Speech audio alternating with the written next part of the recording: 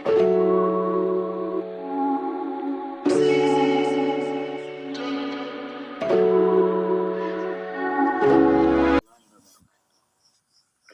nama saya Salman Al-Farji Hussein dengan NIM 212104020006. Prodi Ilmu Hadis. Di sini saya akan mengangkat suatu pembahasan, yakni pembahasan tentang apa itu filologi.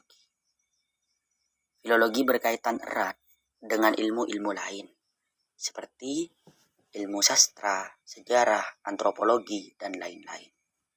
Dalam kajian, khususnya filologi dalam hubungan dengan sejarah, yakni sejarah memberikan data untuk kemudian dijadikan bahan analisis sebagai seorang filolog atau siapapun yang mengkaji filologi. Sebab antara keduanya memiliki persamaan, yaitu pengetahuan berdasarkan peninggalan di masa lampau. Untuk memahami maksud dari istilah naskah atau dari isi naskah, maka dibutuhkan bahasa, sehingga hal ini yang menjadikan filologi erat kaitannya dengan sastra.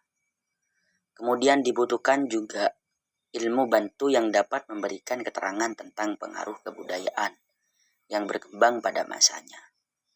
Dan inilah yang menyebabkan filologi berkaitan erat dengan antropologi. Dengan demikian, memahami filologi berarti juga mempelajari pengetahuan bahasa-bahasa, sejarah kebudayaan, sastra, antropologi, dan folklor. Selain itu, seorang yang mengkaji filologi hendaknya menguasai juga bahasa asing, sebab nenek moyang di masa lampau memberi jejak diplomasi wilayah Nusantara hingga ke mancanegara, terutama bahasa Belanda dan Inggris.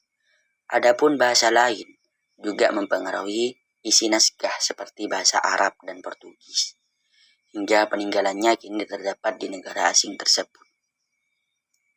Hal-hal seperti itulah yang menunjukkan pentingnya mempelajari bahasa asing untuk penanggaan naskah.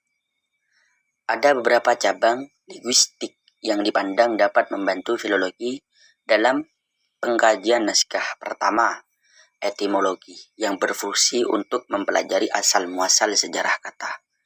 Kedua, sosiologistik yang merupakan cabang linguistik yang menelaah korelasi dan saling berpengaruh antara perilaku bahasa dan perilaku sosial. Ketiga, stilistika merupakan ilmu yang mencermati gaya bahasa sastra, sehingga filologi akan berbantu untuk mengetahui berapa usia teks tersebut. Hal-hal ini sangat menyulitkan pelacakan naskah asli dengan menekuni gaya bahasa suatu teks. Mungkin akan tampak adanya suatu episode yang memperlihatkan kelainan gaya bahasanya. Besar kemungkinan bahwa episode-episode yang demikian itu bukan termasuk teks asli. Selanjutnya, pengetahuan stilistika diharapkan dapat membantu penentuan usia teks.